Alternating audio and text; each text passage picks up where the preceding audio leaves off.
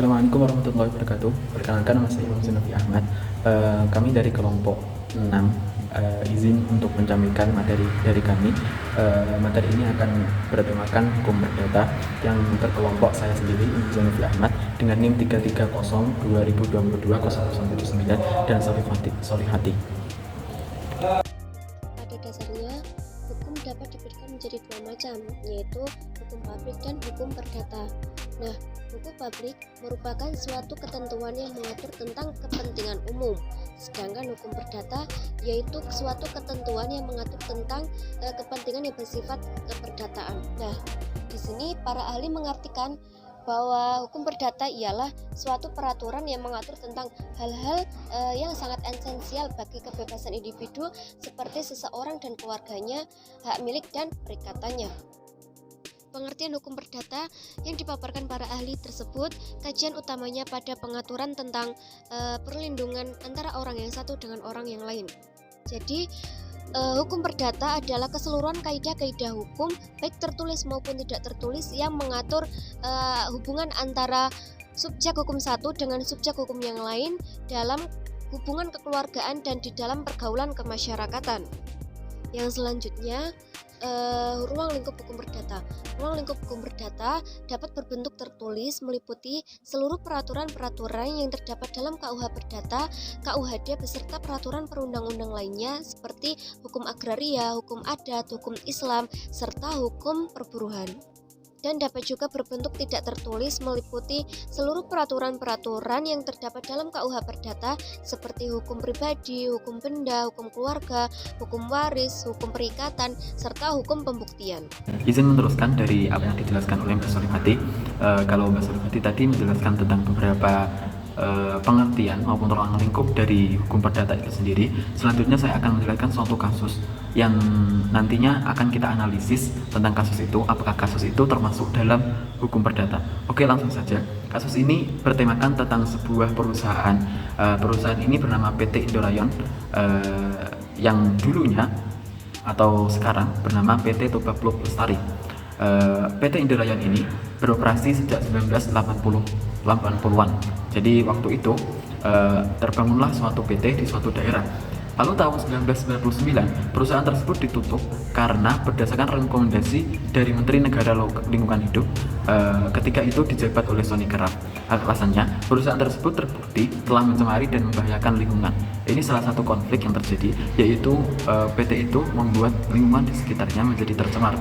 Selanjutnya, karena rekomendasi tersebut, pada Maret 2002 PT Indorayon setelah ditutup lalu kembali dibuka atas rekomendasi dari seorang wakil presiden yang ketika itu adalah Ibu Megawati Soekarno Putri. Lalu dari nama PT Indorayon berubah menjadi PT Toba Plug Lestari. 10 tahun beroperasi, ternyata masyarakat dari Porsea merasakan dampak yang tak menyenangkan. Perusahaan tersebut mencemari lingkungan dan mendatangkan masalah sosial.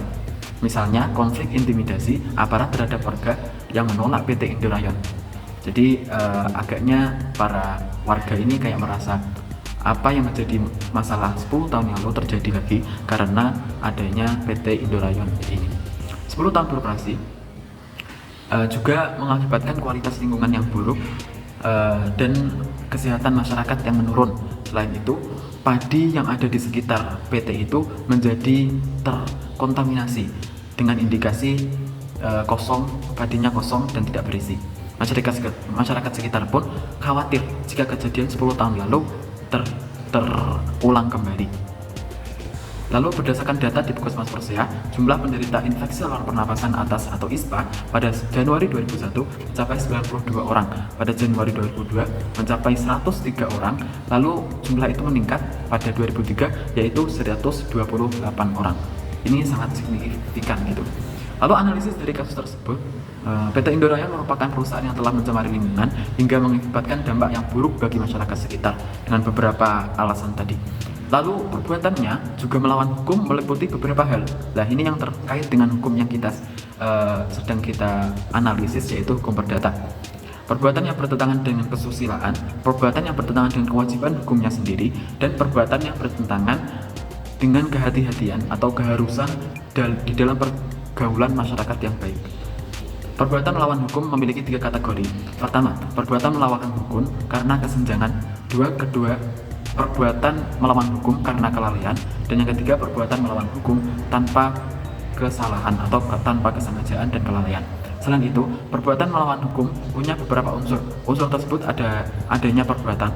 Perbuatan tersebut bersifat melawan hukum, adanya kesalahan dari pelaku, adanya kerugian di pihak korban, adanya hubungan kausal atau saling menyebabkan antara perbuatan dengan kerugian.